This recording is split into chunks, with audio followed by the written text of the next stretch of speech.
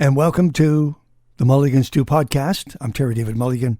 This interview we're about to play for you was actually an interview that someone else did, the wonderful national wine columnist for the Globe and Mail. He was interviewing myself and Jason Priestley and winemaker Michal Mosny from Winemaker's Cut and Q&A about Q&A, this new wine that caught his attention. But in the conversation, as it went on, I kept thinking, this is really good.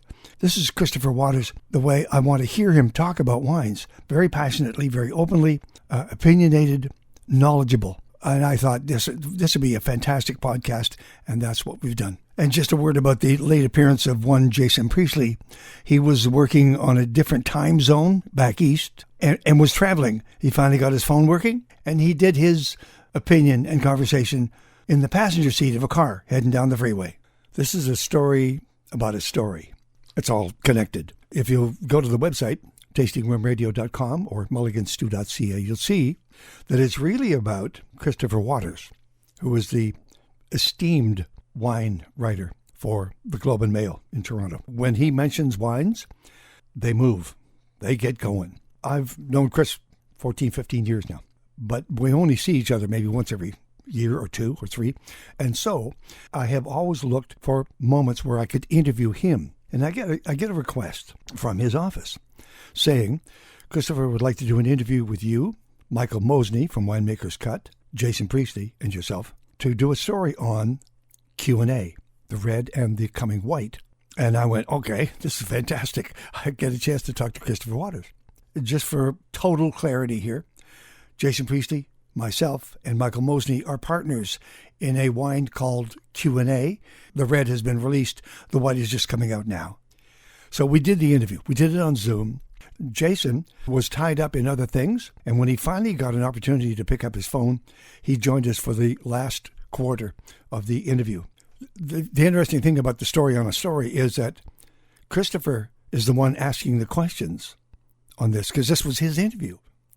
I've just sort of borrowed it to uncover some of the amazing information and content and opinion that was exchanged between myself, Michal Mosny, wonderful winemaker, Winemaker's Cut, certainly one of the labels that just sprung up. The three of us, myself, Jason, and Michal, decided to, you'll hear the story, decided to make a Bordeaux blend called Q&A and a Rhone blend called Q&A, but it's actually subtitled RMV, Roussanne Marsanne Viognier. So now, this all came to be when Christopher Waters tasted both of those wines and wanted to do an interview. So here we go.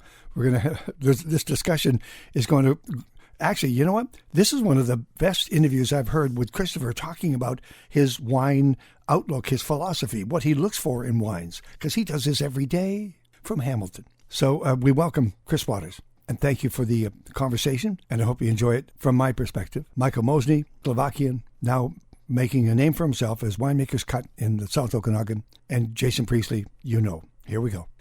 This is a story about a story. It's all connected.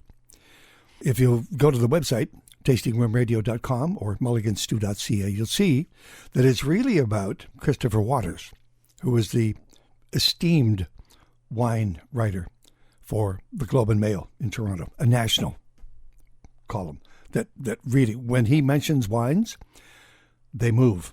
They get going. I've known Chris 14, 15 years now, but we only see each other maybe once every year or two or three. And so I have always looked for moments where I could interview him. And I get a request from his office saying, Christopher would like to do an interview with you, Michal Mosny from Winemaker's Cut, Jason Priestley, and yourself, to do a story on Q&A, the red and the coming white. And I went, okay, this is fantastic. I get a chance to talk to Christopher Waters. So we did the interview. We did it on Zoom. Jason was tied up in other things, and when he finally got an opportunity to pick up his phone, he joined us for the last quarter of the interview. He was busy on set. You can't do phone calls when you're working. Anyway, the interesting thing about the story on a story is that Christopher is the one asking the questions on this, because this was his interview. I've just sort of borrowed it to uncover some of the amazing information and content and opinion that was exchanged between myself, Michael Mosny, wonderful winemaker, Winemaker's Cut, certainly one of the labels that just sprung up. The three of us, myself, Jason, and Michael, decided to, you'll hear the story, decided to make a Bordeaux blend called Q&A and a Rhone blend called Q&A, but it's actually subtitled RMV, Roussanne Marsanne Viognier. So now, this all came to be when Christopher Waters tasted both of those wines and wanted to do an interview. So here we go. We're going to this discussion is going to, actually, you know what? This is one of the best interviews I've heard with Christopher talking about his wine outlook, his philosophy, what he looks for in wines, because he does this every day from Hamilton. So we welcome Chris Waters, and thank you for the conversation, and I hope you enjoy it from my perspective. Michael Mosny, Slovakian, now making a name for himself as Winemaker's Cut in the South Okanagan, and Jason Priestley, you know. Here we go. In interest of, I guess, the backstory, maybe, I was going to say beginning at the beginning, but I don't know what the beginning is. Terry, were you born in a log cabin? Like, I don't know what beginning we want here. Not quite. Although, no, North Vancouver's wasn't a log cabin.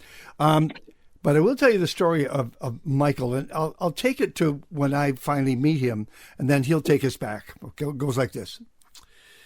I'm over in Vancouver Island, and any wine event that I can attend that has a story to it, attached to it, I'm going to go. And I think it was BC Wines, just asking their respective wineries to come and pour in Vancouver and Victoria.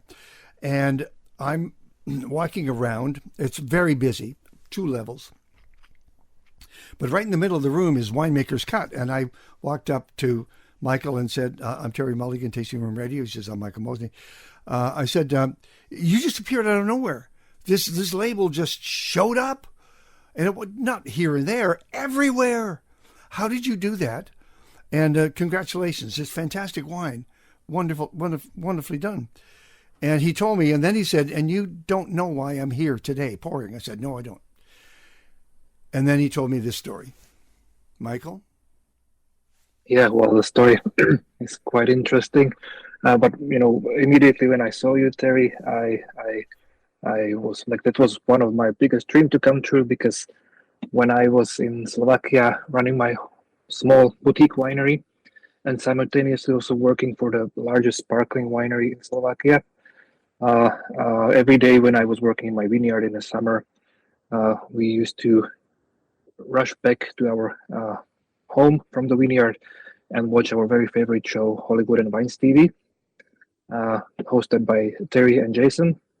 And that was kind of our only connection to the world of wine. And especially we liked the show because it was so easy, so fun, without pretensions, So we really enjoyed it, and that's actually how we got to know Okanagan, because in one episode you were showcasing Okanagan. I remember clearly that Jason was doing jet skiing, and quite honestly, the first thing that got me interested was the jet skiing in Okanagan.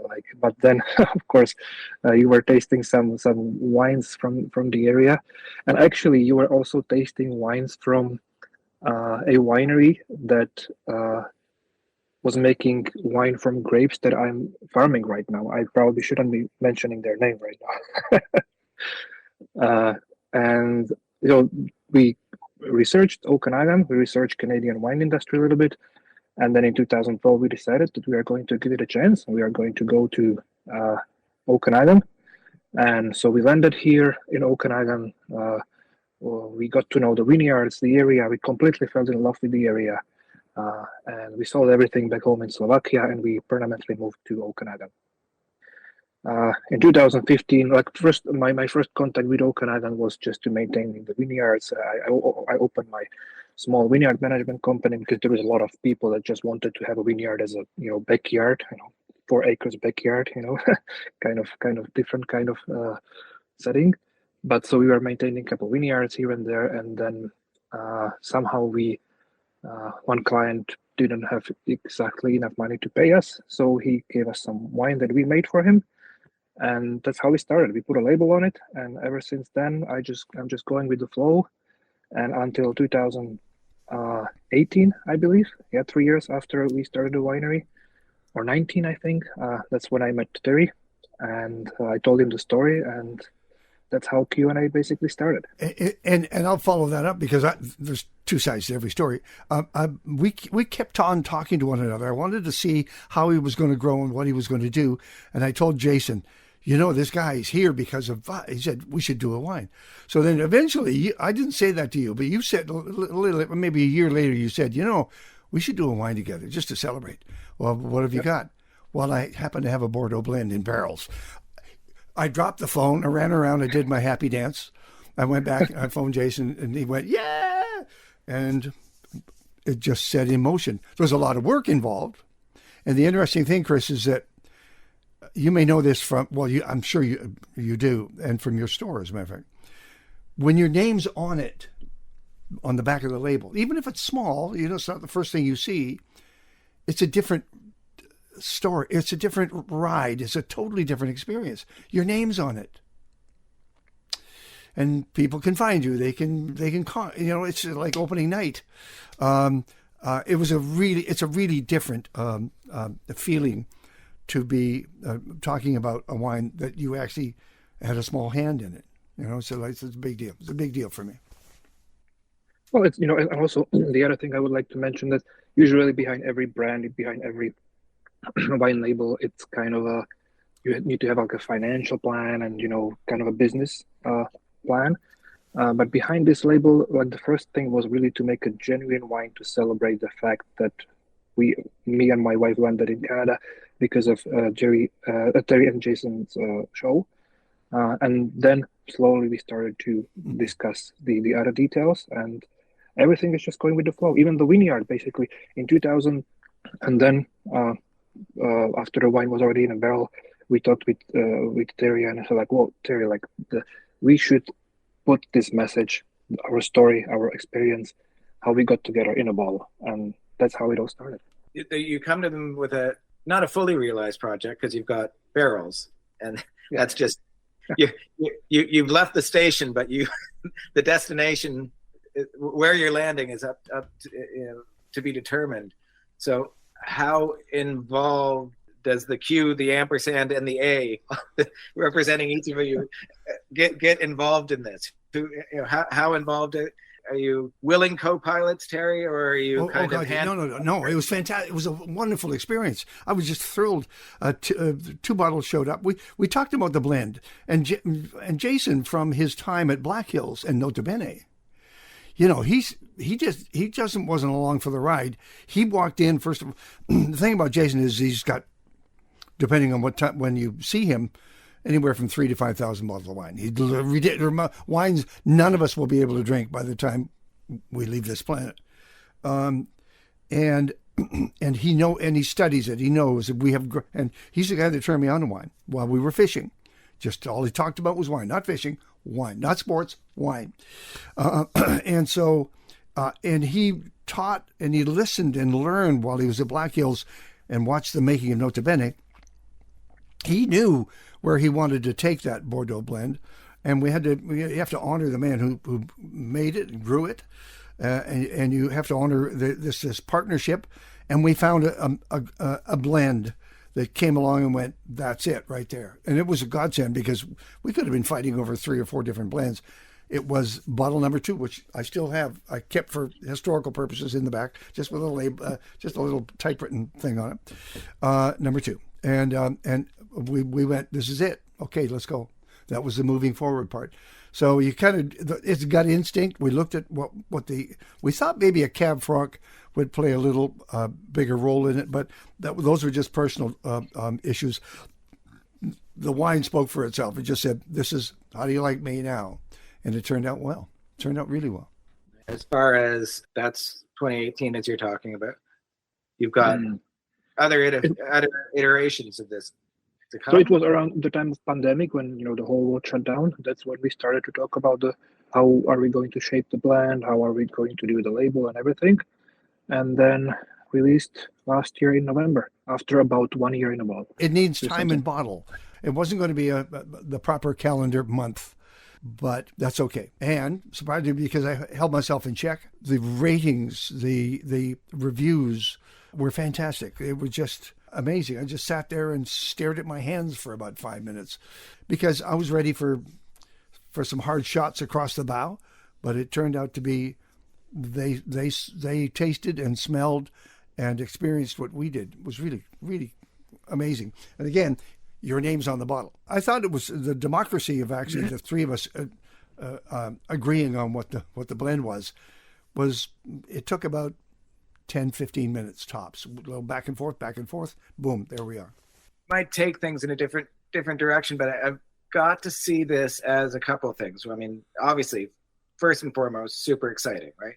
Anytime you have this kind of creative collaboration, really exciting. But this reaction that you're talking about, Terry, is exactly, I took it, I'm here. I'm sitting at my kitchen table at Hamilton, where I've been since COVID shut down. I've been monitoring the world of wine from this spot or there, or one of the four chairs, depending how much I want to look out the window. But it was nice, and maybe because I'm buffered and I'm not in the belly of the beast, but it was nice to have Okanagan, the ankle biters, not kind of sit this one out. Or maybe they're sitting it all out because they realize it's like, the high tide raises all ships, and we need to stop pulling other ventures, ambitious projects, creative partnerships. Anybody who's looking to green the landscape, make good wine, authentic wine, honest wine, bring it to market, pour it into somebody's glass and celebrate the surroundings and clink glasses and toast to our good health. 2 glasses a week, mind you. But I just thought, huzzah. 10 years ago, it would have been a whole lot of, oh, can you believe that? Where did they get off doing this? Or, just what we need, another Potemkin village of a wine kind of thing. But maybe they understand because you're there, Terry, and they understand that you're self-effacing and you've been the one putting your shoulder in with to try and tell these stories and amplify these stories. Jason proven himself with investment in Black Hills when nobody knew the Okanagan wines, to have star power like that kind of come and say, look, I could take this money and plunk it in Napa just as easily as I could put it here on the Black Sage bench, but I'm choosing here because it's more compelling than what I've seen elsewhere. So I just think it's like maybe we've come of age, and maybe there's a bit more kumbaya and linking arms in the Okanagan than there has been to celebrate a wine culture, as opposed to tear everyone down in the feast of it's a small pie, but I just want my share of it. Exactly. And it's perceptive to focus in on that, and it's rightly so. We've both seen it. We've both seen some nasty exchanges. I've had people in a studio, one of whom was shaking visibly because he didn't want to be in the same room as the other winemaker. And so I've seen it up close. I'm glad that I invited the two of them together. As it turns out, that's very perceptive. It's very true. And I love the fact that there's support. I do. I really do. And certain friends of mine who I really respect, they'll take me aside and say, yes, no, it's okay, or whatever. And they've been very, very kind and spoke not just of a, yeah, we like it, no, we don't like it, of a, this is really good. What can you do the next year? How can you extend this run? How can you not be just a one bottle? And the interesting thing is, I'm judging the Lieutenant Governor Awards next week in Penticton. I'm going to be surrounded by all those people that you want judgment from and dialogue with.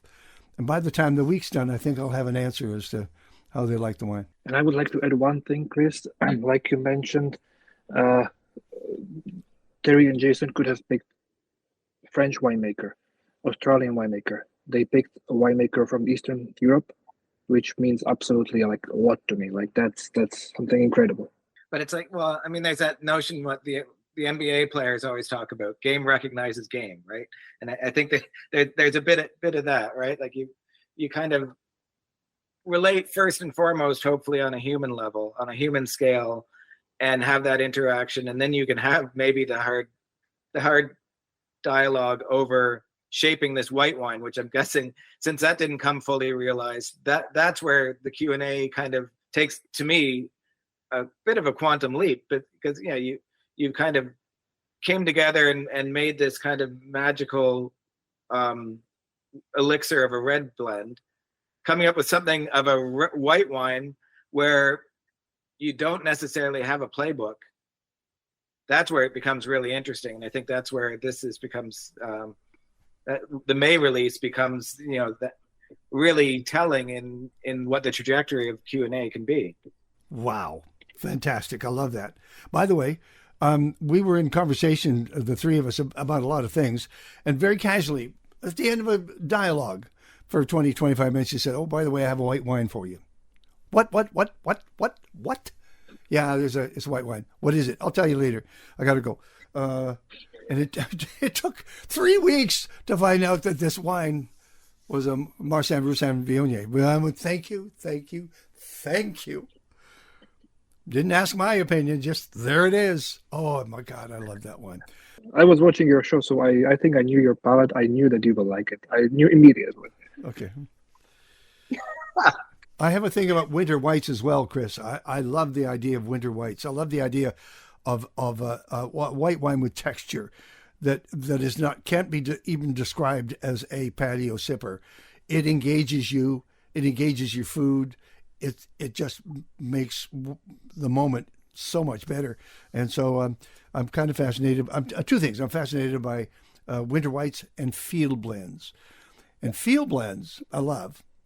But I also am fascinated by the fact that any number of wineries that have field blends don't put it on the label. It's just a blend.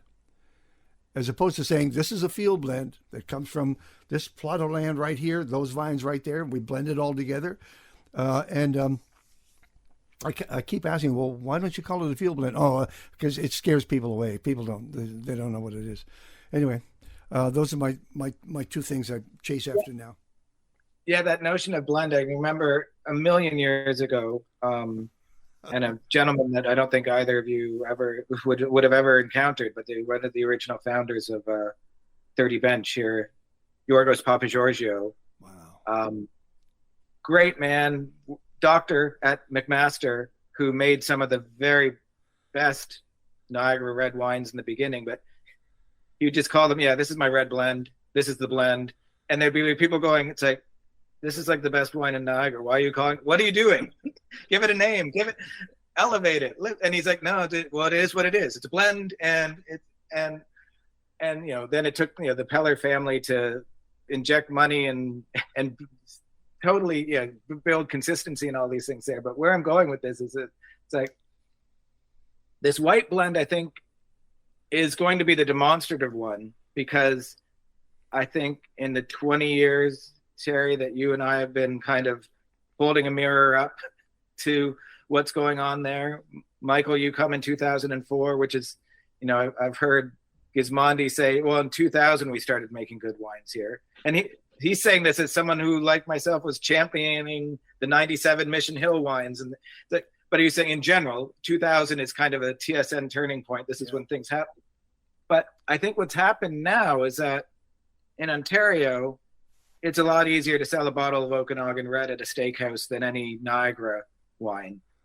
But it's always this notion of, oh yeah, but Niagara can do whites. And it's just like, and it's almost like Okanagan white wines outside of Chardonnay and the handful of Riesling acolytes who are really doing great things with that.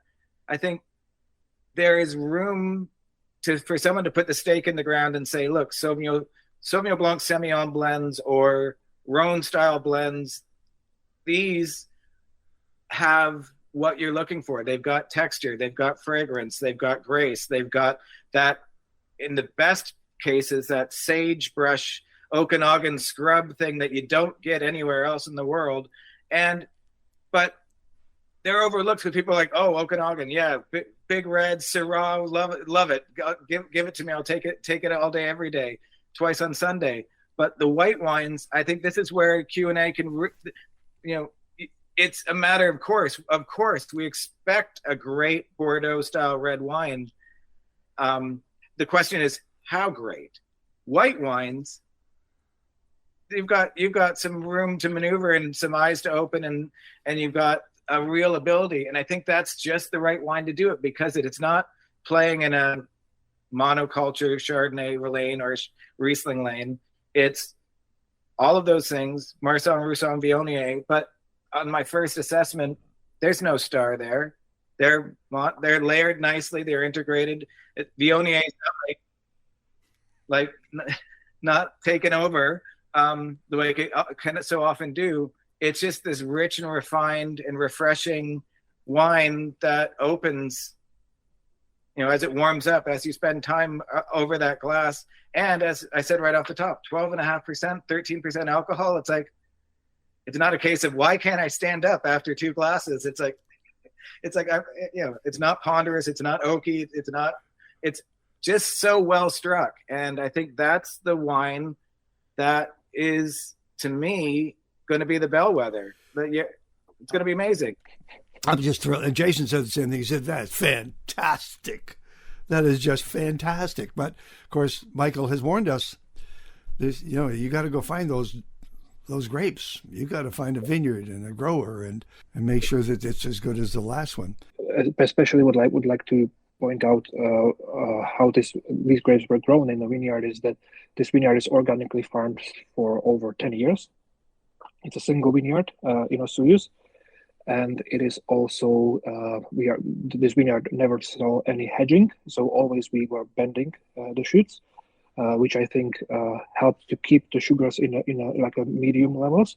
And we just got much better balance in the berries in the juice after we processed it.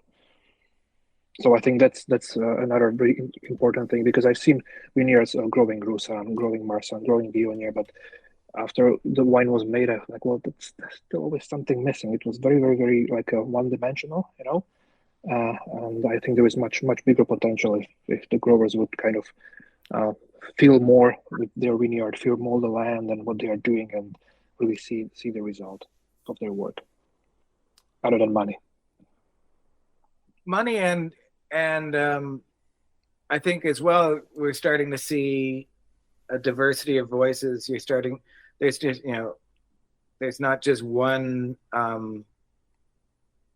lane to play in. There's not anymore. Yeah. I think as a wine culture, we finally have hit a wine culture where we all don't have to like the same wine.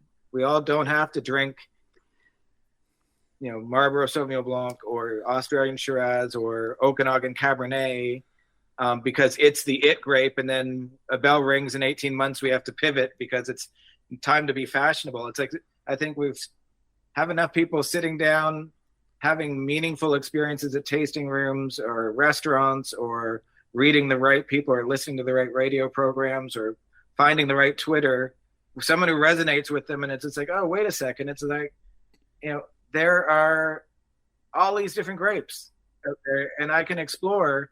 And as long as I put the glass down with a smile on my face, it's like, that was the right wine for me. And I don't have to drink the same wine all the time. I can explore and enjoy and appreciate. And it doesn't matter if I'm drinking something different from my neighbor or someone else. It's like, you're not making enough to fill the world's glasses 2 times over. No. So let them explore and discover and see that this is out there. And I just loved that. Yeah, this, what would be the difficult second album? You kind of went really into the difficult second album with an atypical white blend for the region. But it could have put easy to play safe. Yeah. But what if your first album was Dark Side of the Moon? Then what do you do? You remix it. By the way, just a couple of things, because I'm dying to talk to you, Chris. I thought of Charlie Piloteri, who always had a comment. I was out there doing interviews for the Niagara Wine Festival, and Piloteri said, I said, why can't we find BC wines in Ontario? He said, because you're homers. You're all homers. You just drink everything you make. You know, nothing's ever going to get up into Alberta, barely into Alberta, and certainly not Manitoba. It'll never get here. And so why bother with you guys? I know that's just Charlie, and it was great copy at the time, but it stuck with me. In our lifetime, will we ever see Ontario and BC and Ontario, or is it just too locked in bureaucratically? Well, I think it's not going to be us who solve that. It's going to be a generational swing. Yeah. And we're already seeing it. We're already seeing it. You know, I think what set it back maybe a little bit is that there's been this kind of Freaky Friday thing where after years of Vancouver sommeliers looking first in their own backyard, then the rest of the world, suddenly you had the youth swing come in and they started looking elsewhere. And then the Okanagan, just at the point in time where Toronto wine bars were like, I would rather pour Malivoire or Tawes or Pearl Morissette, or I want to pour something that's from here that's local to go with these local cuisines and all these things, and then maybe I'll fill in some interesting around the world wines. Sadly, BC gets counted as around the world because of the way we have to shop. But no, I think it's changing. I think the pandemic helped pull all of the wine industry into the modern era with online sales. You know, it was something, why would you incubate it if it's something that people weren't asking for? Yeah. But once people got accustomed to it, then now, I understand it's not the booming business it was, but at least it didn't fall completely up by the wayside either. And I have to say, in Ontario, the good amount of olive oil or whatever is coming in these boxes from Okanagan wineries to consumers, to the globe readers who are ordering Winemaker's Cut and other things that I recommend that are solely available to them by direct order. That's a huge change, and one that we didn't necessarily see 3 years ago. So I always, as always, Terry, I live in hope. I gotta keep hope alive that we will have that one day, that you didn't get arrested driving across the Alberta border, so we live in hope. Yeah. Well, thankfully my Mountie friends were not there, but the media was. It sort of worked out. We just had an incredible small festival, one-day festival in Victoria, the first ever natural wine festival. It was fantastic. It was, and I only got to taste 5 or 6 at the most. They are the next thing that I'm keeping an eye on. And there was even one there from Ontario, which I liked a lot. Nice. You would have loved this room. It's your kind of room. Has anybody asked you about Q&A? Yeah. Because it's still a May release. Is that what's happening with the white wine? What's happening with it? When is it coming out? When can we order? Going to be available for the retail probably actually April 1st, I would say. Oh, there is the label. And then to the public, we will send a newsletter probably throughout April, and then it's going to be available. Terry, you're talking about natural, and you're talking about, obviously low intervention. Yeah. I think everything happens, to all things there's a season, right? And I think you were coming out of a time where this big push, and the right push, for organic viticulture, vineyard first, and let's focus in our attention on those natural factors and whether or not we're playing music to our vines to help stimulate them. We can't leave without talking about that, but I want to say this thought first. I think it only makes sense to have this real into the ground exploration, fruit first focus, not to then step into the cellar and go, well, wait a second. If we're putting grapes into a bottle, and if we're looking to harness the potential of these wines that are made in the vineyard, why would I need 18 or 24 months in New French Oak when they did that in a place where they couldn't ripen grapes? We just looked outside. We're ripening grapes. We have a flavor that we don't need to. It doesn't need a performance enhancing crutch. It can just be. It might need some spanks, some streamlining, and some shaping and some contouring. but it doesn't need another flavor or overriding flavor. And so I think that's what's going to come out of it, out of all of this progression of organics and let's dial in the vineyard. It's going to call into question every other tool in the toolkit. And not to say we have to throw them away, but it's just like, just how do you use them? When do you use them? When do you call that number? Or when do you, let's just let it ride in this older oak barrel that I've maintained. It doesn't have any there's no emotional baggage from the last wine that was in it. So I can use it again. It's not microbial. It's just a nice vessel for me. And so I think that's a great way to think about, to call into question everything each year, because as you say, there is no recipe. And that's what I think it showed to me why the Okanagan was great, was that I would go there and there'd be like lots of sons who are like press ganged into making wine without a whole lot of knowledge. And poor Michael Bardier was like running up and down the valley, consulting, helping wherever he could. But it's just like, these wines are so good and there's not a whole lot of like hand on the tiller here to shape these wines. Just imagine how good it is going to be when we don't have this winemaker deficit.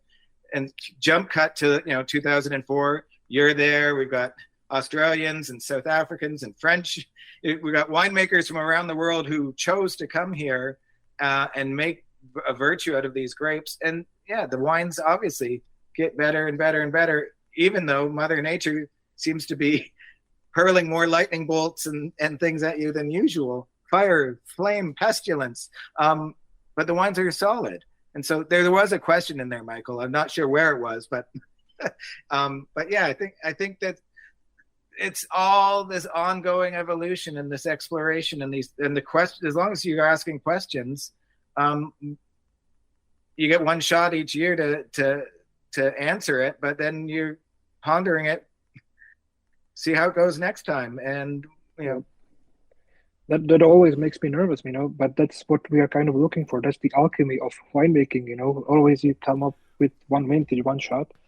And, if you could imagine how I nervous was when I was sending those 4 samples, or always sending the samples to Jason and Terry with different blends. And I was like, Jesus, hopefully they are going to like this little oak regime, because like we are, all the Okanagan icon wines are like 24 months in the oak, and I was really, really nervous. No, just so I have it, because it's such a great story. How many bottles? You said number 2 was the blend. How many bottles? We talked about 3, but I think we only got 2. Am I right, or were there 3? I think it was 3 or 4 even. I don't remember actually. It was the middle blend. Yeah. Frankly, we wanted to use as many bottles as possible, but then you were pretty quick actually. You said this is it. This is it. See if you can hit this pocket, and you hit the pocket. So is there a follow-up red blend in barrel, in bottle? Where is it at? 2021 is already in bottle. 2020 still in barrels. Okay. I think the way we started in 2020, the vintage with the Cabernet Sauvignon as dominant varietal, we were able to follow it also in 2021, but 2022 might be slightly different, especially because of the damage in the vineyard, frost damage. So we might focus more on maybe. Okay, Jay's incoming. Oh, gentlemen, I'm so sorry. I thought the call was at 1 o'clock. I was in the Eastern time zone this morning, and I'm sorry I got a little messed up. My apologies. No problem. At least I had some room to say something. Yeah, we've just been talking about how everything went wrong so quickly. How did a debut project like this go off the rails so fast? And so I'm glad you're here, because Michael's been trying to tap dance away. He assures me that it's possible to do again, which is that's a good news story for that red wine. Yes, I think so. I mean, as long as the gods are smiling on our vineyards the way that we hope they do, we should be able to come close to replicating the wine that we put in the bottle the first year. But Michael, you can speak to that better than anybody. Yeah, I did already mention to Chris that it's going to be 2021 vintage, lower volume, unfortunately, Yeah. But that's the Mother Nature is treating us, so we are appreciating everything what she gives us. And then 2022 is still in the barrel, and we have some really hard decisions to make of how the blend is going to look like. and he's going to have to listen to you guys more as opposed to just throwing bottles in from the sidelines and saying, "What do you think?" You might have some more input. Hey, Jay, ask Chris how if he tasted the white. Go ahead. Chris, did you taste the white? And if you did, what did you think of it? We were just talking about that. To me, I was saying that at this point in time, it's people expect red wines of that caliber from the Okanagan. People expect, that's no longer catching lightning in a bottle the way it was with Black Hills, and some of the early people were kind of, it's like putting it to me. But I was saying this white wine, this is going to be the stake in the ground. This is the one that people aren't necessarily going to see coming because there's so many. It's like, okay, Okanagan Chardonnay, people have been pushing that. Pinot Gris, your hometown, and have spot prawns and everything else. But this white blend that has no real kind of like, well, what's my touchstone around the world? It's like, because it's not Rhone, it's Rhone varieties, but with an Okanagan accent. I love, and at 12.5% alcohol, which is amazing to have that richness, texture, refreshment. Love that style. Yeah, you can drink it all day, which is a good thing because when we all first started tasting it, I was like, "Oh, Michael, that's too easy." Yeah, it's. I think that anytime the ultimate indication of a quality of a wine, in that second half of the bottle, you can have that kind of thunderstruck 1 ounce pour and go, "Okay, I understand why Parker said this," but it's like, but why can't I finish this bottle of wine? It's just too much of it's too in your face. But just love that style of white wine. The major question for you, Jason, is when you stepped up and became kind of this ambassador for the Okanagan with Black Hills, at a point in time you probably needed to explain the Okanagan and the why you could have been. This could have been Napa. It could have been anywhere in the world. You settled here. This second time around, I'm guessing there's a lot less eyebrows raised and a lot more like, yeah, that makes sense. We understand the Okanagan now a bit better. We understand that there's great wines coming from here. So of course you would be doing this as opposed to Napa, Sonoma, wherever. Yeah. Certainly 100%. Yeah. I think that the recognition of the Okanagan nowadays in Canada, in America, is far greater than it was back in 2009 when we purchased Black Hills. It's and I think that since that time the quality of the wines has improved exponentially as well. And I think that I think that the wines coming out of the Okanagan Valley will continue to improve, not only as the area it continues to evolve as a wine growing region, but also as climate change continues to push the warmness and the heat cycles further north.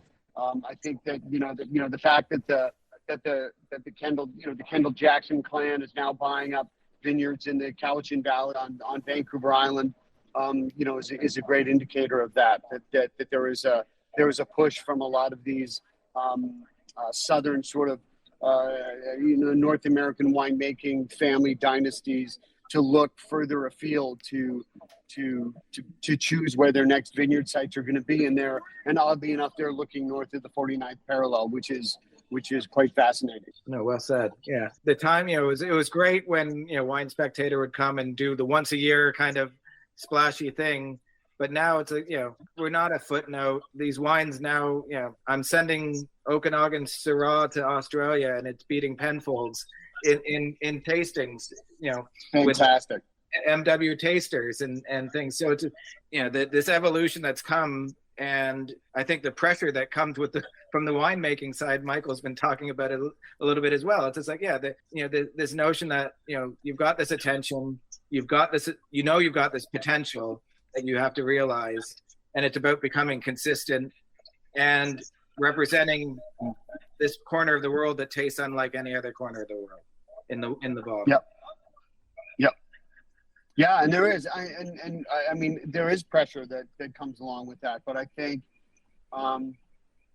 I think that I think that we have, you know, I think that we have the terroir, we have the, we have, you know, we have the weather, we have the, and we have the talent there. We have the winemakers, we have the farmers that know how to tend the vines now because they've been doing it for long enough, right? I think that all the elements are there, and I think that it's exciting to be a part of the Okanagan Valley coming into its own in its winemaking heyday. You know, it's really exciting. Yeah, for sure. And I think it's exciting for all of us. Yeah. Well, and it was telling to me sitting here from my, you know, as the globe readers like to say, you know, the center of the universe, of course, here in Hamilton, Ontario, the center of the universe, where I am masticating about wine. But it was telling to me to hear Michael talk about walking through this vineyard of grapes that he had no contract with and no real designs for, but knowing he had to get them and then figure it out, right, because they're too good to pass up. And if you say no to this now, when does this vineyard become available in such a competitive landscape as the Okanagan? I loved that. Right. Part. Yeah. It's great. And luckily for us, Terry and I just, you know, happened along at the right time and connected with Michael, and we all decided to do this crazy Q&A wine adventure together. And luckily for us, people are responding to the juice that we put in the bottle, and so we are very excited to introduce the white to everybody, and hopefully they'll respond to it the same way they responded to our red wine. I have a question for Mr. Priestley. Mr. Priestley. Yes, sir. Does it make a difference to you if your name is on that bottle? And if it does, what does that do for you? Because I say that because it moves me. It gets me completely and totally focused and engaged. How about you? It does. I mean, I've never had my signature on the back label of a wine or the way that we all did for this, and I think it's really awesome. But it's also an awesome responsibility, because every time everybody opens a bottle of our wine, you know, I and I think the collective I think we all feel a great ownership over this wine, and a great responsibility to everyone who opens a bottle of our wine, that they have a great experience with that bottle of wine, that they not only just enjoy the wine that's in the bottle, but it elevates the experience that they're having, and that's what I hope for. But I find it hard to believe that. So I just saying, I find it hard to believe that when you were doing Hollywood and Vine, you weren't sitting back watching rushes going, you know, one day we're going to be making a wine with somebody who's watching this right now. I don't think we ever talked about that. What? No, we didn't. We had no idea. Never.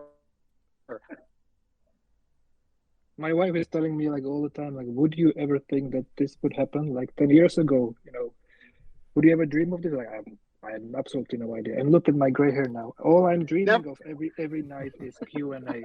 How is going to next vintage look like? How am I going to meet the quality level again? Like, but it's really enjoyable. Just further to what Jason was saying about climate change, the featured speaker at the 44th annual Vancouver Wine Festival is Evan Goldstein, master, of course, of San Francisco. And I went to a talk he did in Yosemite National Park easily 15 years ago. And he started at 10 o'clock in the morning a Pinot Noir session by saying, if I were buying vines today, or planting vines today, I wouldn't plant in Oregon or Washington or California. I'd go directly to British Columbia, and I'd start my wine career in British Columbia, because it's all coming their way. Wow. And he said that 15 years ago. The final question, we got this, you know, you get your reviews in the next couple of weeks from the white, the red, and one of the things, Jason, we were talking about ahead of you, I said, to me, one of the best elements that came out of the reception of that red wine was how generous and optimistic and supportive it was. Whereas I think in 2009, when Black Hills kind of came on, there were some in the Valley who kind of said, oh, well, you know, star power and celebrity, who were kind of like, it's like, how is this a negative?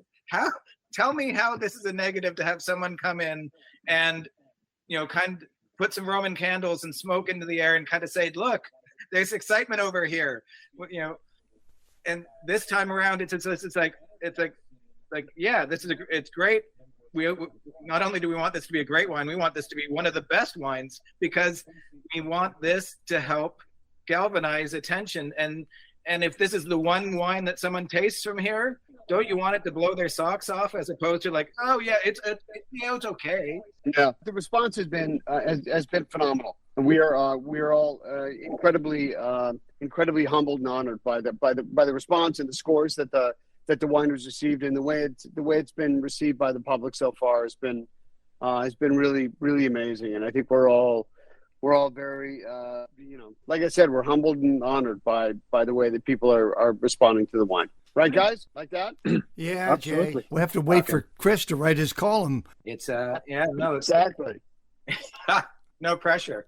From the center of the universe, taste-making, live from Hamilton. No, it's great. It's great to connect with you all. Yeah. Thanks, guys. Okay. All right. All right. Have a Bye, good day. guys. See you. Bye. Bye.